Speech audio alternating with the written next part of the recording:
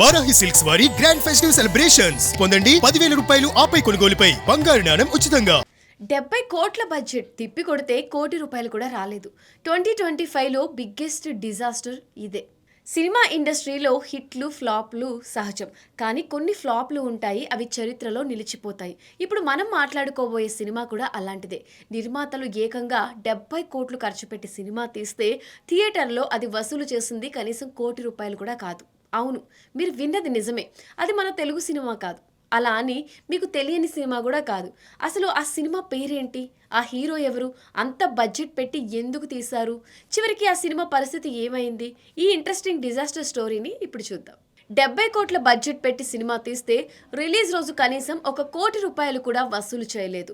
ఇది ఏ చిన్న హీరో సినిమానో కాదు, మలయాళ లెజెండ్ మోహన్ లాల్ నటించిన లేటెస్ట్ సినిమా వృషభ. క్రిస్మస్ కానుకగా భారీ అంచనాలతో వచ్చిన ఈ సినిమా బాక్స్ ఆఫీస్ దగ్గర ఇంత ఘోరంగా ఎందుకు బోల్తా పడింది? అసలు ఫస్ట్ డే కలెక్షన్ ఎంత, తెలుగులో వచ్చిన షేర్ ఎంత? ఈ డిజాస్టర్ స్టోరీని ఇప్పుడు తెలుసుకుందాం. ఈ ఏడాది మోహన్ లాల్కి L2 అండ్ తుదారాం లాంటి హిట్స్ ఉన్నాయి. ఆ ఊపులో ఇయర్ ఎండింగ్లో వృషభతో మరో హిట్ కొడతారని ఫ్యాన్స్ వెయిట్ చేస్తున్నారు. కన్నడ డైరెక్టర్ నందకిషోర్ దర్శకత్వంలో దాదాపు 70 కోట్ల భారీ బడ్జెట్తో ఈ సినిమాని పాన్ ఇండియా రేంజ్లో తెరకెక్కించారు. కానీ డిసెంబర్ 25న థియేటర్లోకి వచ్చిన ఈ సినిమా ప్రేక్షకులకు షాక్ ఇచ్చింది. రొటీన్ కథ, పాతకాలం నాటి మేకింగ్తో ఆడియన్స్ని నిరాశపరిచింది. ఇప్పుడు అసలు మ్యాటర్లోకి వద్దాం. 70 కోట్లు పెట్టిన ఈ సినిమాకి రిలీజ్ రోజు అంటే డే 1 కలెక్షన్, ప్రపంచవ్యాప్తంగా వచ్చిన గ్రాస్ కలెక్షన్ ఎంతో తెలుసా? కేవలం 88 లక్షలు. అవును, మోహన్ లాల్ లాంటి స్టార్ హీరో సినిమాకి ఫస్ట్ డే కోటి మార్కు కూడా దాటకపోవడం అంటే ఇది ఆయన కెరియర్లోనే బిగ్గెస్ట్ డిజాస్టర్ ఓపెనింగ్. ఇక తెలుగు వర్షన్ పరిస్థితి మరీ దారుణం. మన దగ్గర ఫస్ట్ డే వచ్చింది కేవలం 13 లక్షలు మాత్రమేనట.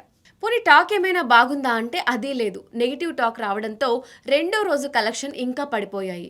మొదటి 3 రోజులు కలిపినా సరే టోటల్ కలెక్షన్ వచ్చేసి 1.11 కోట్లు మాత్రమే వచ్చాయి. 70 కోట్లు పెట్టిన నిర్మాతకు కనీసం పోస్టర్ ఖర్చులు కూడా వెనక్కి రాని పరిస్థితి. దాదాపు 90% నష్టం వచ్చేలా ఉంది. బడ్జెట్ ఎంత పెట్టామన్నది కాదు, కంటెంట్ ఎంత కొత్తగా ఉంది అన్నదే ముఖ్యమని వృషభ మరోసారి ప్రూవ్ చేసింది. మోహన్ లాల్ లాంటి గొప్ప నటుడు కథల ఎంపికలో ఎందుకు తడబడుతున్నారు? ఈ సినిమా రిజల్ట్ పై మీ అభిప్రాయం ఏంటి? కింద కమెంట్ సెక్షన్లో కమెంట్ చేయండి. మరిన్ని సినిమా నిజాల కోసం ఇట్స్ యూ టీవీ ఛానల్ని సబ్స్క్రైబ్ చేసుకోండి.